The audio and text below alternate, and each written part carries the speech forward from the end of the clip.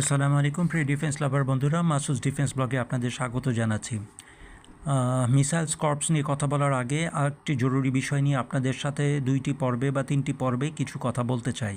এটি অত্যন্ত জরুরি একটি বিষয় সামরিক বাহিনীর জন্য এবং বেসামরিক মানুষদের জন্য। দয়া করে সবাই একটু মনোযোগ দিয়ে শুনবেন। দেখুন, মাত্র 3 দিন আগের খবর আমরা জানি যে যুক্তরাষ্ট্রের টেক্সাস রাজ্যে গুয়াডালুপ নদীর পানি 1 ঘন্টার বৃষ্টিতে 26 ফুট বেড়ে গিয়েছিল, যা নূহ আলাইহিসসালামের প্লাবনকেই স্মরণ করিয়ে দেয়।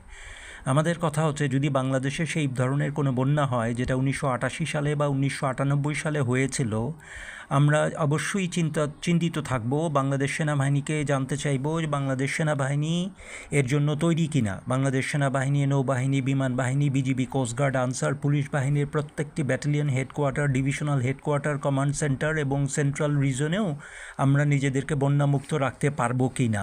বেসামরিক প্রশাসনকে সহযোগিতা করার প্রশ্ন আসবে পরে, আগে নিজেকে বাঁচিয়ে নিয়ে তারপর আমরা অন্যদেরকে সাহায্য করতে পারবো। এই জন্য সেনাবাহিনীকে বিশেষভাবে লক্ষ্য রাখার জন্য অনুরোধ জানাচ্ছি। দ্বিতীয়ত হচ্ছে, ইউএস জিওলজিক্যাল সার্ভের স্যাটেলাইটগুলি ব্যবহার করে এবং মার্কিন যুক্তরাষ্ট্রের আর্টিফিশিয়াল ইন্টেলিজেন্সগুলি ব্যবহার করে আমরা জানতে পাচ্ছি আগামী 2 বছরে বাংলাদেশে 5 থেকে 10টি সাইক্লোন অথবা সুগভীর নিম্নচাপের তৈরি হতে পারে। আমরা এজন্য তৈরি কি না? বাংলাদেশ সামরিক বাহিনী, বিমান বাহিনী এবং নৌবাহিনীর প্রতিটি ঘাঁটি এর জন্য তৈরি কিনা।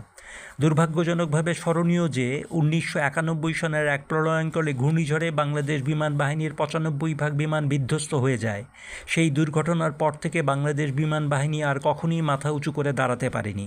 কাজেই এই দিকটি বিশেষভাবে বিবেচনা করার জন্য বাংলাদেশ বিমান বাহিনী, নৌবাহিনী এবং সামরিক বাহিনী সবাইকেই জানাচ্ছি, আগামী 2 বছরে 5 থেকে 10টি সাইক্লোন অথবা সুগভীর নিম্নচাপ হওয়ার সম্ভাবনা রয়েছে। তৃতীয় যে বিষয়টি নিয়ে আলোচনা করতে যাচ্ছি সেটা হচ্ছে সোলার ফ্লেয়ার অথবা জিওম্যাগনেটিক স্টর্ম অথবা ইলেকট্রোম্যাগনেটিক পালস।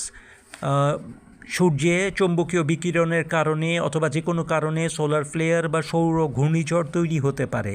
যদি সেটা তৈরি হয় প্রচণ্ডভাবে, তাহলে বাংলাদেশের সমস্ত সেনাবাহিনীর ব্যবহৃত computer, server, internet, infrastructure, GPS, GLONASS, guidance systems এবং কমান্ড এবং কন্ট্রোল সিস্টেম ধ্বংসে পরিণত হবে, কোনো কাজ করতে পারবে না।